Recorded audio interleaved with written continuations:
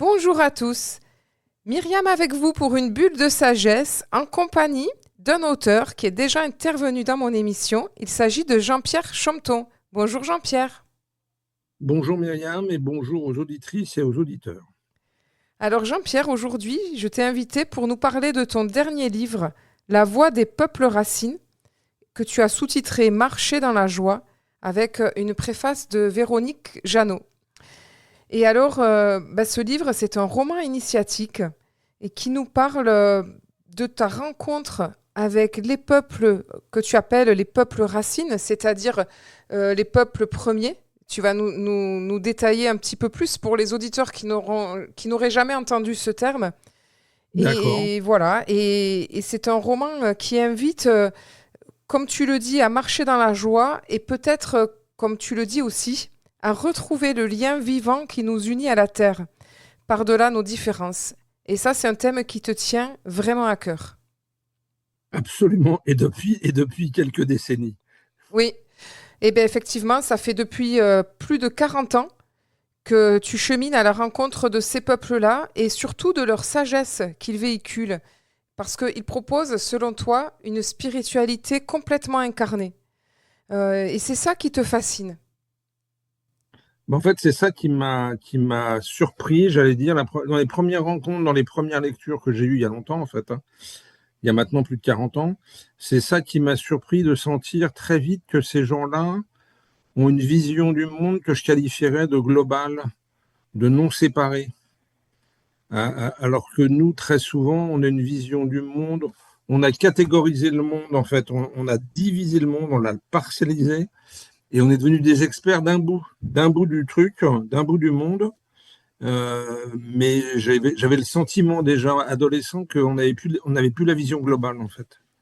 Oui, Euh, pour que les auditeurs comprennent, je suis né avec un problème, un handicap physique oui, qui est une hémiplégie. oui, tu nous en avais parlé Je vous en effectivement. avais parlé la dernière fois. Et en fait, dans mon parcours de santé quand j'étais jeune, j'étais confronté à ça, en fait.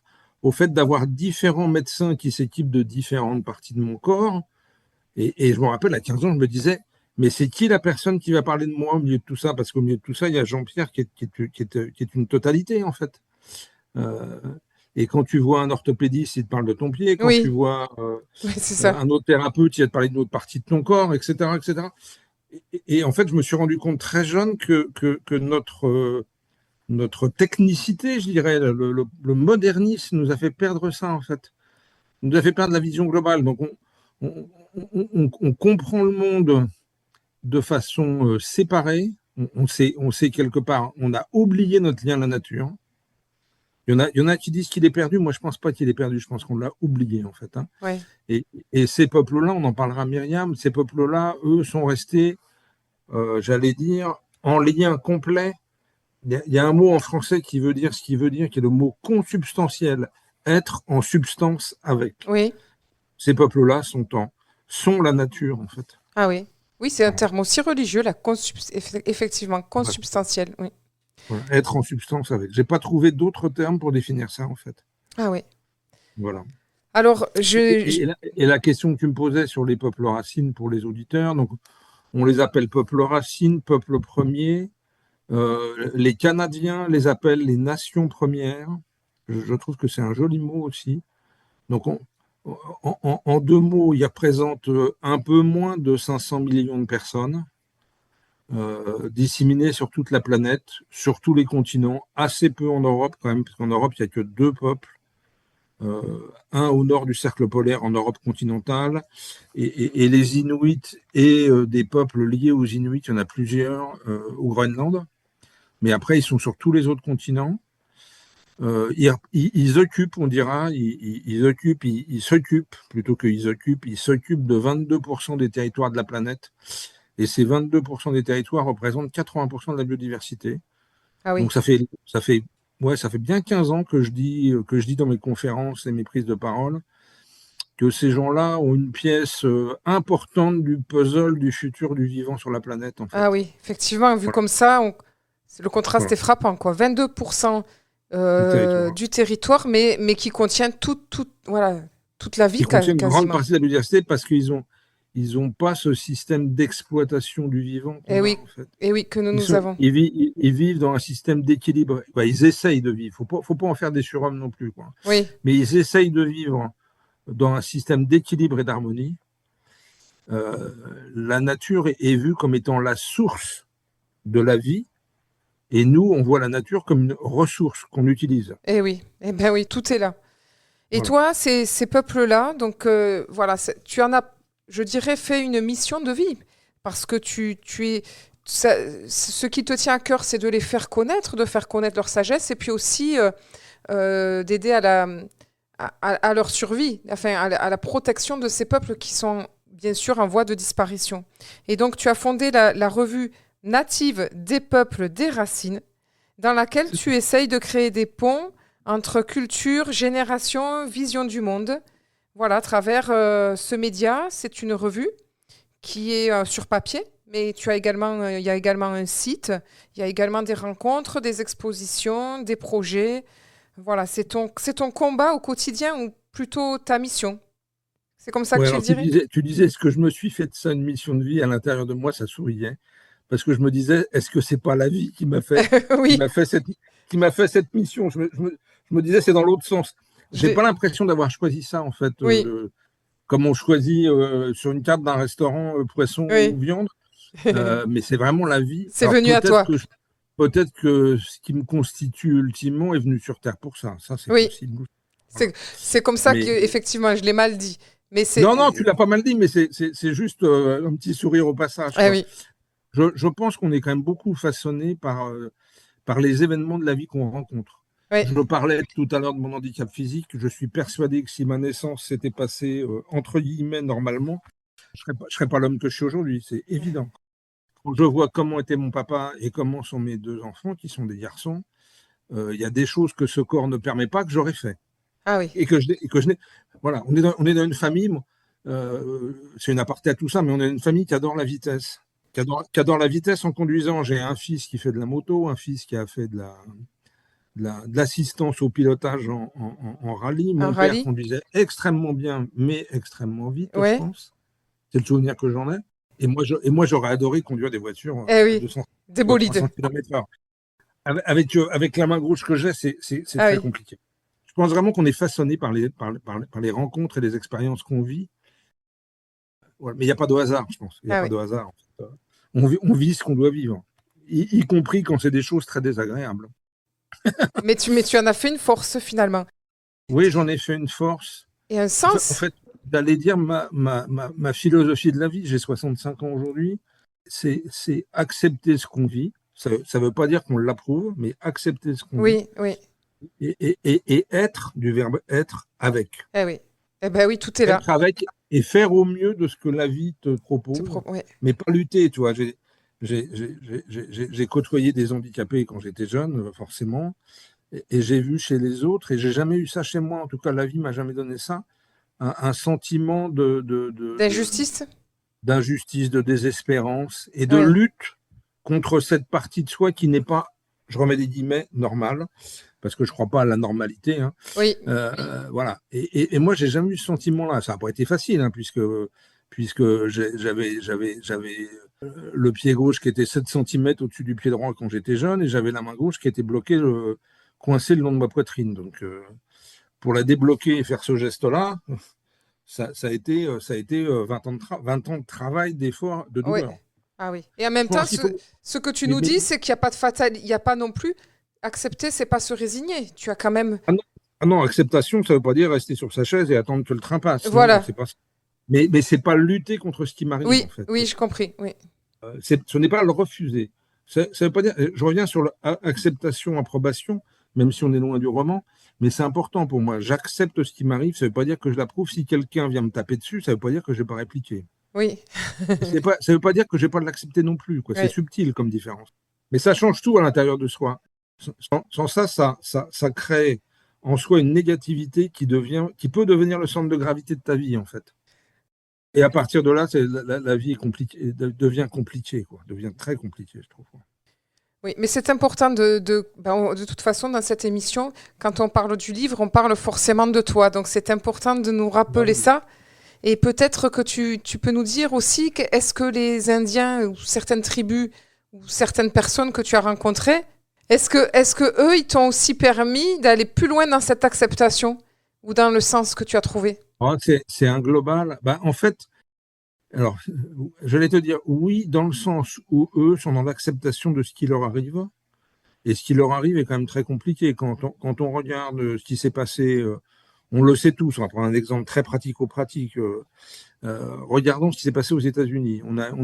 L'homme blanc est arrivé par Christophe Colomb en 1492, ou 13, je ne sais plus, mais 12, je crois. Et grosso modo, on a poussé de leur terre ancestrale des dizaines de millions de personnes. Il y a des chiffres qui circulent qui sont abominables hein, sur l'Holocauste amérindien. C'est des dizaines de millions de personnes qui auraient été massacrées. Et pourtant, quand tu les rencontres, ils ont gardé au fond d'eux, comment dire ça? Ouais, une joie. C'est le titre du bouquin, en fait, Marcher dans la joie. Donc, ils ont gardé une joie de vivre qui est au-delà des circonstances de la vie, en fait. Quel que soit ce qui m'arrive, au fond de moi, au fond d'eux, il y a une joie qui est quelque chose d'indélébile. Ouais. Eh oui. Une joie, une paix, je dirais, qui est quelque chose d'indélébile. Oui. Mais c'est pareil, ça ne veut pas dire qu'ils vont se laisser massacrer en restant assis devant Oui. leur champ, en fait. Ils se sont battus, etc. Ils ont essayé de sauver leur peau et de sauver leur tradition, quoi. Mais, Oui, mais, oui. mais voilà. Quand je rencontre des amis, par exemple, en Amérique du Sud, qui ont vécu des peuples qui étaient plusieurs dizaines de milliers de personnes, peut-être davantage, et qui se retrouvent en dessous de 10 000 personnes aujourd'hui, et pourtant, quand je les rencontre, ils ont cette acceptation, je dirais, profonde de ce qui est arrivé. Ils luttent au quotidien pour survivre, on est d'accord, c'est-à-dire que ça n'empêche pas qu'ils survivent, qu'ils fassent des manifestations, qu'ils viennent dans nos réunions comme les COP, etc., pour dire ce qu'ils ont à dire. Mais en fait, il y a une joie chez eux qui est très forte, Oui, en oui. fait. Ouais. Tu as tout. Ouais, je pense qu'il est fait. Je dirais que si la vie est une tempête, la joie te fait tenir. Voilà, je le vois comme ça, en fait. Ah oui. Bon, merci Jean-Pierre. Je vais te proposer une première pause musicale et nous allons nous retrouver tout de suite après. Merci. Myriam avec vous pour une bulle de sagesse en compagnie de Jean-Pierre Chometon. Alors Jean-Pierre Chometon qui est notamment le cofondateur de la revue native des peuples des racines, mais qui a également écrit son dernier livre, La voix des peuples racines, Marcher dans la joie. Donc c'est un roman initiatique qui se lit comme un voyage même, je dirais un voyage initiatique. C'est une véritable aventure. Donc on va en parler un peu plus dans cette deuxième partie, Jean-Pierre. Présente le livre comme un roman initiatique et de voyage, en fait, parce qu'on peut le lire à plusieurs niveaux. Ah Voilà. oui, c'est Et ça.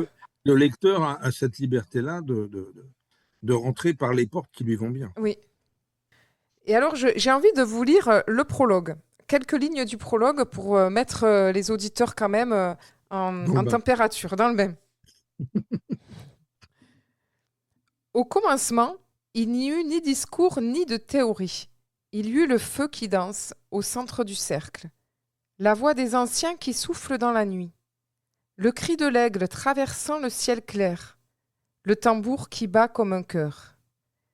Depuis des millénaires, des peuples veillent ainsi, gardiens du visible et de l'invisible. Leurs chants ne racontent pas le passé.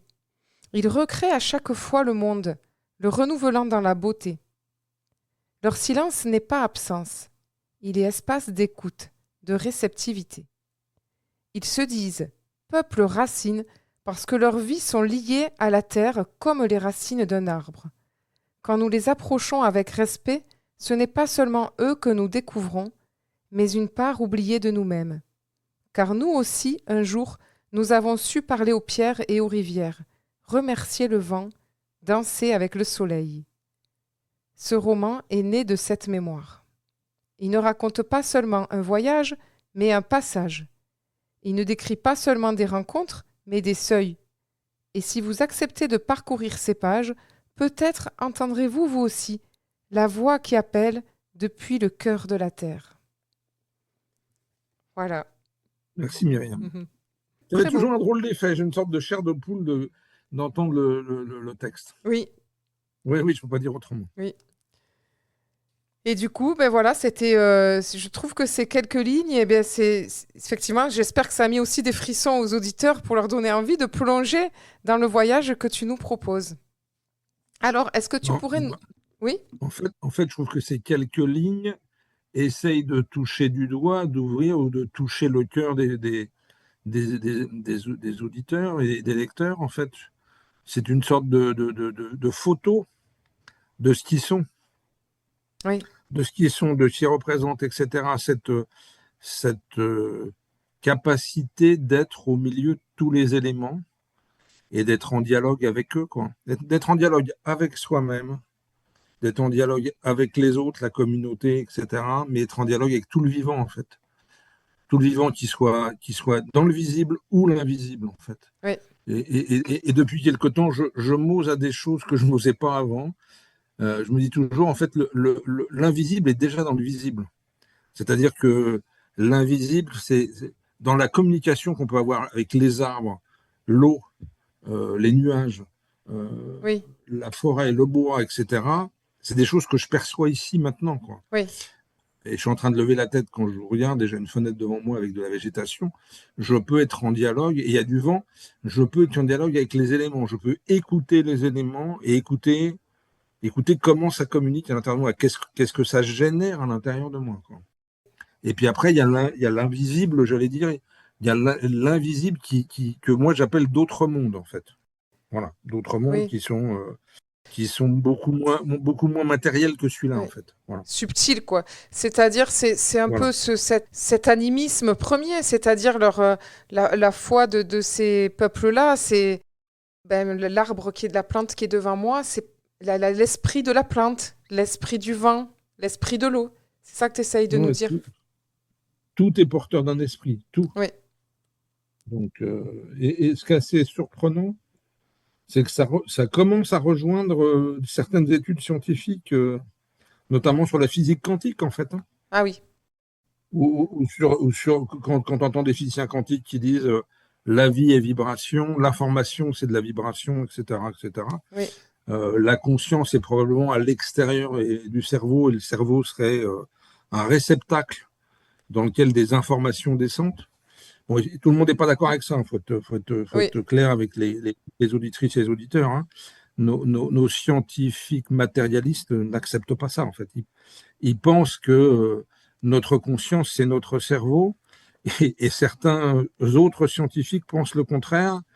Et il dit, alors je ne sais plus lequel avait trouvé une phrase fantastique qui dit penser que la conscience est dans le cerveau, c'est comme si on pensait que l'orchestre était dans le transistor ou dans le disque. ah oui, C'était avant les réseaux sociaux et avant tout ce qu'on a aujourd'hui. Je ne sais pas si c'est pas Einstein qui a dit ça ou quelqu'un d'autre, mais je trouve cette phrase remarquable, en fait. Voilà. ah oui, Et voir le monde comme une globalité avec lequel on peut être dans un système de dialogue, soit je suis une capsule humaine enfermée dans mon monde, en fait. J'ai un peu cette sensation-là. Soit je suis une capsule. Jean-Pierre est une capsule qui est enfermée dans son monde et qui se bat contre le monde, dans une sorte de bulle. Soit j'ai ouvert la bulle et je suis en dialogue avec ce qu'il a, en fait, quoi. oui, c'est une belle image. Ouais. Mais j'aurais aimé, Jean-Pierre, que tu nous racontes une de tes rencontres, parce que tu en as fait tellement, qui t'a marqué avec un peuple que tu aimes particulièrement, parce qu'il y en a plusieurs. Il y a plusieurs tribus, il y a plusieurs peuples. Voilà, Oui, oui, celle qui oui. te vient là. Est-ce que tu pourrais nous Ouais, raconter? il y en a beaucoup que j'aime beaucoup, en fait. Euh, Ceux qui me viennent assez naturellement, c'est deux peuples en Amérique du Sud. D'un côté, la Colombie, où il y a deux peuples que je connais bien, qui s'appellent les Arhuaco et les Kodji. Alors, euh, les gens dont je parle existent, les peuples dont je parle existent, les gens dont je parle existent. Oui, Simplement, j'ai changé les noms. oui. Je ne voulais pas que mes amis autochtones soient reconnus. Oui, c'est tout à ton honneur. Etc., etc. Et tout ce que j'ai écrit sur eux, alors pas tout ce que j'ai écrit, mais en tout cas, je leur ai expliqué, c'est pas très simple des fois de leur expliquer que je vais écrire un roman, qu'est-ce qu'un roman, etc. Mais je leur ai quelque part demandé la permission d'être dans cette histoire. Oui. Alors, Voilà. alors, Et, et- j'aurais bien dit que le nom serait pas. Et voilà, donc si je prends un de ces deux peuples, les Arhuacos vivent en Colombie, au nord de la Colombie. Ils sont quatre peuples qui sont là, qui vivent sur et au pied d'une montagne. Et ils appellent cette montagne le cœur du monde. Et donc leur responsabilité est que les éléments qui constituent ce lieu se maintiennent dans un état que nous, on appellerait de fonctionnement. Je pense que ce n'est pas un mot qui prendrait, mais moi je le prends en tout cas, qui est dans un état de fonctionnement adéquat, équilibré, harmonique. Oui, mais Parce qu'ils disent que si le cœur du monde s'arrête, il ne va pas rester grand-chose, quoi. Et un jour, je lui dis, mais les poumons sont où? Il m'a regardé, il m'a dit, mais Jean-Pierre, les poumons, c'est l'Amazonie. ah oui. Alors, Donc, en il, fait, c'est qui le, il? le corps planétaire serait comme le corps physique, en fait. Voilà. Ah bah oui, c'est toujours le Voilà. lien. Alors, mais toi, tu es arrivé comment? Est-ce que tu es arrivé par hasard chez eux en Colombie ou est-ce que tu avais Non, envie non, de non, les non, parce que rencontrer? avec mon problème physique, j'ai pas beaucoup voyagé, moi. Avec le problème de ma jambe, il faut que je marche sur un sol qui est plat. Oui? Donc marcher aller me balader pour les rencontrer, en fait, je les ai essentiellement reçus ici. De très nombreuses fois, des dizaines de fois en fait. J'ai organisé pour eux des rencontres, Ah oui, des conférences, etc., etc. ah Et oui, puis quand tu fais ça, que tu passes plusieurs jours avec eux, il y a des moments ah de oui, pause, j'allais dire, où tu peux te retrouver avec eux ah oui. D'accord. et Alors, discuter. tu sais ce Et, qui me et- et vient? c'est comme ça que je les ai rencontrés en fait. Ah ouais, eh ben, on revient sur ce que tu nous as dit en introduction, c'est-à-dire que finalement, ton handicap physique ne t'a pas permis de faire des grands voyages, mais du coup, toi, tu l'as contourné et tu as fait venir ces gens de l'autre bout de la planète pour venir C'est ça. ici chez toi te voir. C'est quand même... Voilà, ça a commencé, j'avais moins de 30 ans en fait, Ah oui, où j'ai accompagné pendant des années un de ces peuples qui est les oui, Kodis étant les voisins des Arhuacos dont je parlais tout à l'heure. Et puis au fur et à mesure, j'en ai rencontré d'autres ici. J'ai lu beaucoup de livres aussi, j'ai vu des films, des ah documentaires. oui, Et c'est là que j'ai commencé à percevoir que malgré des conditions de vie très différentes, si je prends un Indien d'Amérique du Nord, des États-Unis qui vit quasiment dans notre modernité, hein, c'est-à-dire qu'ils prennent une voiture, ils ont des téléphones portables, ils vivent dans des maisons qui ressemblent aux nôtres, ils sont habillés à peu près comme moi. Et si je prends un Cody qui vit dans la Sierra, dans pleine nature, certains ont des téléphones portables, mais on va dire qu'ils vivent pas du tout connectés à notre civilisation. Je pensais que ça c'est mon côté cérébral, mon cerveau pensait que vivre dans la nature leur permettait plus facilement de transmettre leur culture et de rester dans leur sagesse que de vivre dans notre monde. Et à ma grande surprise, pas pour tout le monde, c'est-à-dire que grâce à Native, j'ai fait des interviews d'Amérindiens d'Amérique du Nord, et je me suis aperçu au bout d'une demi-heure qu'en fait, ils avaient la même façon de parler du vivant, la même façon de parler de cette unité du vivant, et de le vivre par des rituels, par des chants, etc., par des danses, euh, par des cérémonies, ce qu'on appelle nous des cérémonies, ce que vous appellerez peut-être plutôt des rituels, bah de vivre dans la même résonance qu'un peuple vivant en pleine forêt, en fait. ah oui. Voilà. C'est ça qui m'a le plus impressionné. Et ce que j'ai voulu, l'impulsion du roman, ça a été en fait de pouvoir ouvrir oui, les vannes de mon imagination. Alors, c'est pas que de l'imaginaire, hein, puisque là-dedans, il y a quand même beaucoup de choses qui sont des choses réelles, mais aussi des vannes de mon imaginaire pour parler d'eux. Je ne suis pas anthropologue, j'ai aucune formation académique, etc. Et je trouvais que le roman, pour ça, était un très bon support euh, pour ouvrir les vannes de l'imagination et mélanger du réel et de l'imaginaire, en fait, quoi. Et puis on en a vraiment besoin, en plus. Je dirais aujourd'hui, envahi de ces images des médias de partout, de nos écrans. Donc, plonger dans l'imaginaire et en plus rencontrer comme ça cette sagesse et ces peuples, je trouve que c'est une très très bonne idée. Voilà. Merci. Bah, oui, moi, j'ai vraiment été poussé. Alors, j'ai été poussé par quoi? Je sais rien. Quand je dis j'ai été poussé par mon intuition, c'est au-delà de mon intuition, mais bon, voilà, Ah j'ai bah, été. tout, J'ai été poussé par d'autres courants que les oui, courants de ma oui, pensée propre, ça c'est clair. oui. Oui, tout dépend ce qu'on met derrière le mot intuition. Oui, C'est je pense que ça, c'est ton c'est ça. intuition. Pour être précis, en fait, j'ai écrit un deuxième bouquin que j'ai livré à mon éditrice à l'automne 2024, ouais, que j'avais donc fini en août 2024. Et quand tu livres un bouquin qui est 2 ans de boulot, il y a une forme ouais, de soulagement de la chose accomplie. Je ne sais pas comment dire autrement, quoi. Et je soufflais tranquillement en me disant, bon, bah, je vais faire une pause. Je vais faire une pause. J'avais aucun projet d'écriture. Et en fait, le roman est venu s'immiscer comme ça, hein, comme une sorte d'idée, comme un sachet de thé que tu plonges dans l'eau et qui progressivement colore l'eau, en fait. J'avais l'impression qu'on avait mis un sachet de roman à l'intérieur de moi qui progressivement infusait à l'intérieur de moi. Et quelques semaines après, je me suis trouvé à partir sur une autre version du bouquin, parce que c'est pas la version que j'ai sortie. Du coup, j'étais parti pour raconter l'histoire d'un homme ou d'une femme qui partait en fait voir les peuples. Et au bout de 50 pages, à l'intérieur de moi, ça me disait, mais non, c'est pas juste. C'est pas une histoire individuelle. Tu parles du collectif. Tu parles du collectif chez ces gens-là. La notion de collectif dans les peuples est très très forte en fait, hein. La notion de famille, de tribu, Oui. etc., etc., de transmission intergénérationnelle est très forte. Et donc je me suis dit, en moi, ça s'est dit, c'est pas une histoire individuelle, c'est une histoire collective. J'ai repris le bouquin dès la première page et je suis parti avec mes 7 voyageurs. Voilà, les 7 voyageurs que tu présentes en début de roman et qui partent ensemble. J'ai fait une sorte de halte qui a duré quand même 5 ou 6 mois dans lequel j'ai rien écrit, mais dans lequel l'infusion a continué à se faire. Et jusqu'au moment, je me rappelle très très bien, c'est un matin, je me suis levé. Et il m'arrive beaucoup de choses quand je suis sous la douche.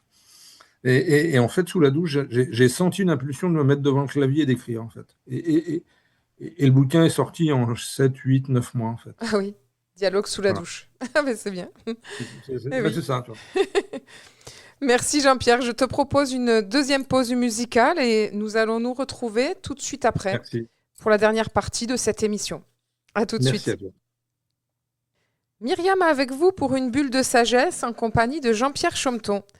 Donc Jean-Pierre Chometon qui est le cofondateur de Native des Peuples des Racines. C'est donc un média de rencontres, d'expositions, de projets engagés au service du vivant et pour faire connaître les peuples racines. Mais là, Jean-Pierre est venu nous parler particulièrement de son dernier roman, tout dernier roman qui vient de sortir, La Voix des peuples racines, Marcher dans la joie. Et donc, on en parlait juste avant la pause. Comment est née cette idée de roman initiatique qui se présente comme une aventure? C'est un voyage que vont vivre 7 voyageurs pour aller à l'autre bout du monde découvrir toute la sagesse, l'expérience, le vécu qu'ont tous ces peuples-là avec le vivant. Parce que j'allais dire la nature, mais c'est bien plus que la nature. Alors Jean-Pierre, dans cette dernière partie, je voulais te demander, aujourd'hui dans notre vie, dans nos vies à nous, occidentales, remplies de vitesse, toi qui parlais de vitesse dans ta famille, remplies de connexions aux médias de toutes parts, comment on peut mettre dans nos vies cette vie au ralenti, cette sagesse, cette connexion avec le vivant et avec l'invisible que tu nous proposes de rencontrer à travers ces peuples-là? Vaste sujet, vous avez 2 heures, Ah oui, comme disaient les profs qui ont été jeunes. ah oui, Alors, je pense que la connexion, en fait, elle doit d'abord se faire avec nous, avec l'entité que je suis. C'est-à-dire que si je suis complètement déconnecté de mes ressentis, de mon corps, de mes émotions, je ne sais pas ce que je vais sentir en me connectant à l'extérieur, en fait. Donc j'ai l'impression, en tout cas c'est mon chemin de 40 ans de vie, que ça doit commencer par une connexion à ce que je suis. Mon corps, ma sensibilité, mes sens externes, mes sens internes. Je médite depuis 40 ans sur le ressenti du corps, par exemple. Et sur cette base-là, sur la base d'un contact régulier et fréquent avec ça, avec moi, en fait, on va dire, je peux peut-être aller vers l'extérieur différent, vers les autres, l'impression que me fait mes proches, etc., mes relations avec les autres. Peut-être que je vais rien changer dans la façon que j'ai de m'exprimer au monde. Mais peut-être que les impressions qui qui me traversent n'auront pas la même couleur, en fait. Et après, ou simultanément, je peux aller vers le vivant, vers les plantes, vers les arbres, vers le vent, vers une pierre. Vous avez tous, chers auditeurs, des cailloux à la maison, des cailloux dans le jardin, ou des cailloux je ne sais pas où. Ben, je vous propose d'aller ramasser un jour un caillou qui vous parle, entre guillemets, et puis de voir ce qui se passe. Prenez-les dans la main, fermez les yeux.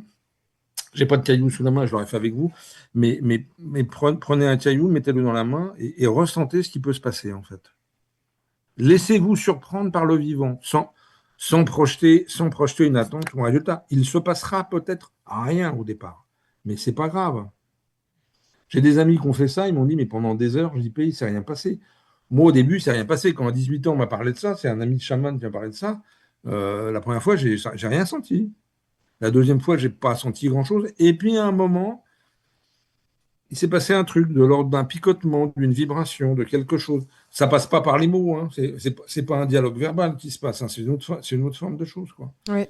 Et pareil avec les arbres, pareil avec pareil avec le bois, avec la vie, avec le vent, avec l'eau. Oui. Pour ces peuples, tout est porteur de quelque chose, tout est porteur d'un esprit, d'un dialogue, etc. Donc, et c'est marrant, mais j'allais dire, même des fois, en me lavant les mains, l'eau qui passe dans le robinet, elle est traitée, elle est passée dans tout un tas de systèmes en termes d'énergie, ça n'a rien à voir avec de l'eau libre et naturelle, et pourtant, il se passe quelque chose. Ah oui. Ah ben, la preuve, c'est que c'est sous la douche que tu reçois tes plus belles intuitions. Oui, alors j'ai reçu un truc sous la douche, etc. Donc, c'est sûr que la qualité de l'endroit où ça se passe, ça peut être assez différent quand même. C'est-à-dire que quand je me baigne dans l'océan, c'est pas la même chose que si je passe 5 minutes sous la douche. Voilà. Ça, c'est clair, quoi. Voilà. Mon chemin, c'est le ressenti du corps, en fait. Ah oui. Oui, c'est peut-être pour ça que je fais une parenthèse sur, je sais pas pourquoi, quand tu parles d'eau, je pense à Lourdes, à cette fameuse eau que les personnes viennent chercher. Et tu dirais que c'est quelque chose de cet ordre-là qui se joue là? Oui, je pense que ce lieu est porteur d'une vibration particulière. Peut-être que le lieu intrinsèquement est porteur d'une vibration particulière. Avec tout ce qui s'est passé là, la vibration est encore plus forte, en fait. Hein. Et il y a plein d'endroits comme ça sur Terre. C'est-à-dire que dans le bouquin, à un moment, Myriam, tu ne te rappelles peut-être pas, mais je fais vivre à mes voyageurs le réveil, entre guillemets, le réveil d'un point de la planète qui est une pierre. Et je suis persuadé que la planète, c'est comme le corps humain. Il y a des lignes d'énergie sur la planète, il y a des points d'acupuncture sur la planète. Et en fait, mes voyageurs se retrouvent à les réveiller au milieu du Mexique dans une cérémonie qui a lieu tous les 500 ans. C'est ça que permet un roman, je trouve, c'est que j'ai pu imaginer une cérémonie qui a lieu tous les 5 siècles. Ah oui. Et nos voyageurs passant par là, poum, tombent dans le calendrier qui va bien et accompagnent une communauté à aller réveiller un lieu, à aller rééquilibrer un lieu, à aller ouvrir un lieu ou réouvrir un lieu, tu vois, harmoniser un lieu et s'harmoniser avec. Voilà. Ah oui. Voilà. Donc, il y a beaucoup de rituels aussi dans le livre. Il y a beaucoup d'expériences que font les voyageurs de ce rapport au vivant, soit dans le visible, soit dans l'invisible, en fait. Oui, parce que tout à l'heure, tu nous parlais de rituels, pour rebondir sur les rites et les rituels. Dans notre société à nous, en plus de ces petites pratiques que tu nous proposes, de toucher, du contact avec la pierre, avec le végétal, avec l'eau, mais tu nous as aussi évoqué tout à l'heure les rituels. Est-ce que c'est un moyen de faire revenir on est dans une société qui n'a plus de rites, plus de sacré. Donc, je veux dire, en général, hein, bien sûr, il y a des personnes qui continuent d'avoir des pratiques, des rites. Collectivement, on n'a plus beaucoup de rituels, en fait. Ouais. On a tout désacralisé. On a tout désacralisé. Bah ouais, si nos rituels, c'est la Coupe du Monde de foot, ça le fait pas, quoi. C'est ça, ouais. Et pourtant, je la regarderai parce que c'est un joli moment, mais faut pas confondre les niveaux, faut pas confondre les vocations, etc. Quoi, tu vois. Donc, effectivement, notre monde est beaucoup moins ritualisé parce que ce que tu disais au départ est juste, et ce qu'on disait tout à l'heure, c'est qu'on a oublié ce rapport au vivant, en fait. On a probablement oublié une partie du rapport à soi, ce que moi je dis sur le contact avec le vivant, mes émotions, mon corps, etc., etc. Et mon corps est on croit que l'intelligence est dans le cerveau, on croit que je suis un cerveau sur pattes, mais c'est faux, ça. C'est faux. notre corps est intelligent. On a une intelligence du cœur, du ventre. Je vais surprendre les auditeurs, mais je le dis quand même, on peut dialoguer avec son pied droit. On peut sentir et dialoguer avec son pied droit. Ouais. Et peut-être que le plus à même de régler le problème, c'est l'organe qui est concerné aussi par un dysfonctionnement, en fait. Ouais. Si j'ai un problème de rythmie cardiaque, ben peut-être que ça ne veut pas dire que je ferai rien, c'est surtout pas ça que je dis, mais travailler aussi sur le ressenti du cœur et du cœur physique, etc., peut accompagner un soin, une thérapie, quoi. Mais pour... J'ai souvent des douleurs dans le corps avec ce que j'ai. J'ai souvent des douleurs dans le corps. Bon, je les traite de temps en temps. Alors, je les traite assez peu avec des médicaments allopathiques parce que c'est des médicaments qui sont extrêmement forts et qui ont des effets secondaires que je ne souhaite pas, en fait, hein. Pour vous donner un exemple, j'ai 65 ans. Quand j'avais 7 ans, on voulait me mettre sous anti-inflammatoire. Donc, je pense que le jeune homme que j'étais, 60 ans après, serait plus là. Si j'avais pris des anti-inflammatoires régulièrement, 60 ans d'anti-inflammatoire, je pense que le système n'aurait pas supporté, quoi. Ouais. Donc, j'ai toujours géré ça entre soins classiques, soins alternatifs et aussi soins que je me donnais. C'est-à-dire que quand j'ai mal au pied, j'envoie de la lumière dans le pied, j'envoie de l'énergie dans le pied, j'envoie de l'amour dans le pied. Ah oui. Ça peut paraître surprenant, mais ça aide. Eh oui. Oui, en fait, c'est un dialogue avec ton corps que tu as installé depuis que tu as instauré depuis toutes ces années. Oui, une forme de dialogue, en fait. Oui. C'est ça. Oui, j'entends bien, ouais. Oui. Et puis l'endroit le Et plus blessé. et ces peuples-là, d'un point de vue de résonance, ont cette capacité-là avec l'ensemble du monde. Ils sont dans un système de dialogue Ah oui. avec tout le vivant, en fait. Ah oui. Et c'est avec nous, on ne dialogue plus beaucoup, quoi. Et c'est On ça. ne dialogue Oui. plus beaucoup. Donc, Oui. voilà, ouvrons-nous. On va pas devenir des autochtones. C'est-à-dire que je n'ai pas quitté mon téléphone portable, Oui. ma maison et les soins que je fais ici pour être debout, qui sont des soins réguliers, en fait, hein. Par contre, je pense que ces peuples peuvent nous inspirer quelque chose, peuvent nous inspirer un autre rapport au monde, un autre rapport à moi, et peut-être aussi un autre rapport à ce que je suis. Là, je parle de notre consommation, par exemple. C'est pas simple, parce qu'on a quand même été éduqués comme Oui. comme des acteurs consommateurs, hein. Et oui. Mais quand on regarde ce que la consommation fait aux vivants, ça peut nous poser un certain nombre de questions, même si je voudrais retrouver une page du bouquin, si tu permets. Oui. Je ne sais pas si tu te rappelles, au départ, je cite un texte d'un anthropologue français qui s'appelle Philippe Descola, qui a lu ce texte à la fin de l'émission La Grande Librairie il y a quelques mois maintenant, un peu plus d'un an. Donc voilà son texte qui est assez court et qui résume assez bien notre situation, je trouve. À l'échelle de l'histoire humaine, il est minuit moins quelques secondes. Lorsque minuit sonnera dans quelques décennies, nous entrerons dans un monde qu'aucun humain n'aura jamais connu, mais dont quelques-uns dans les bidonvilles du Sud, et je rajouterai et des peuples racines, ont commencé d'expérimenter les effets.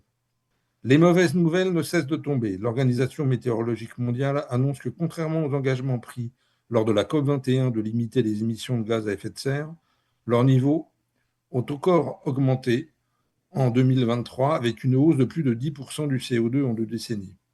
L'objectif de limiter à 2 degrés le réchauffement climatique à la fin du siècle est devenu totalement irréaliste. Les prévisions raisonnables tablent désormais sur une augmentation de 4 degrés, voire même du double. Je ne sais pas comment on pourrait vivre dans une planète à 4 degrés de plus ou à 8 degrés de plus. Si, comme c'est de plus en plus probable, on exploite et on brûle dans les prochaines décennies la totalité des réserves d'énergie fossile connues. Il est presque minuit et nous avançons vers l'abîme comme des somnambules, balbutiant les pauvres mots de nos faux semblants, transition écologique, développement soutenable, crédit carbone, ignorant les Cassandres, les insultant parfois. Ces porteurs de mauvaises nouvelles rendus responsables des malheurs qu'ils s'annoncent. Et je trouve que la dernière phrase est très symptomatique.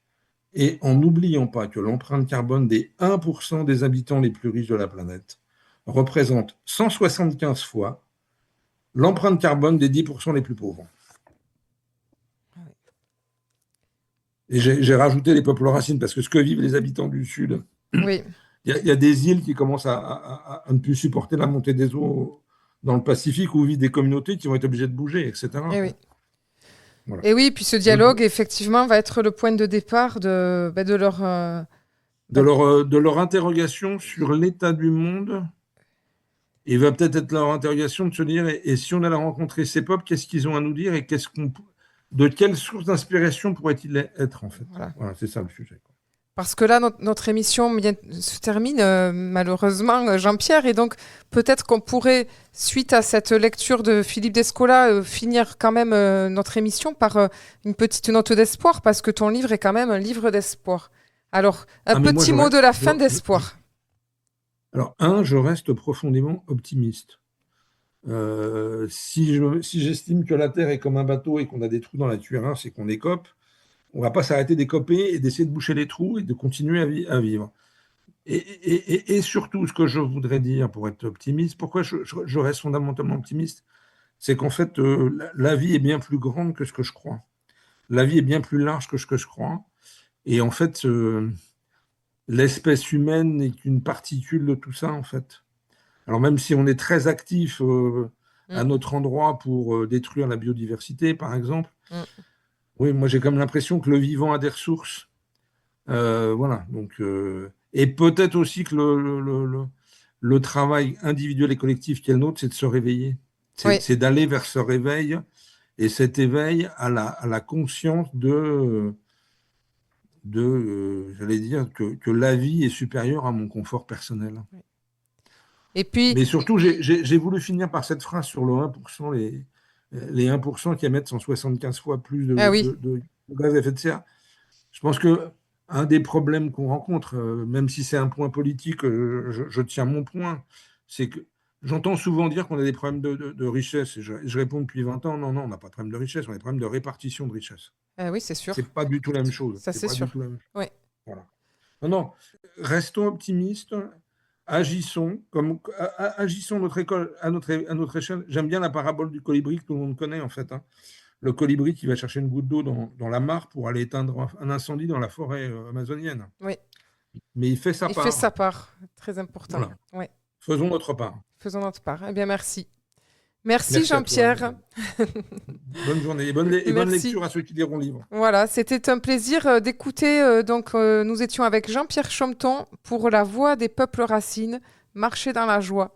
Un roman, un voyage, une aventure vécue par 7 voyageurs à la rencontre de ces peuples racines et qui découvrent leur sagesse profonde. Et quant à moi, je vous donne rendez-vous la semaine prochaine pour une autre bulle de sagesse. Belle semaine à tous!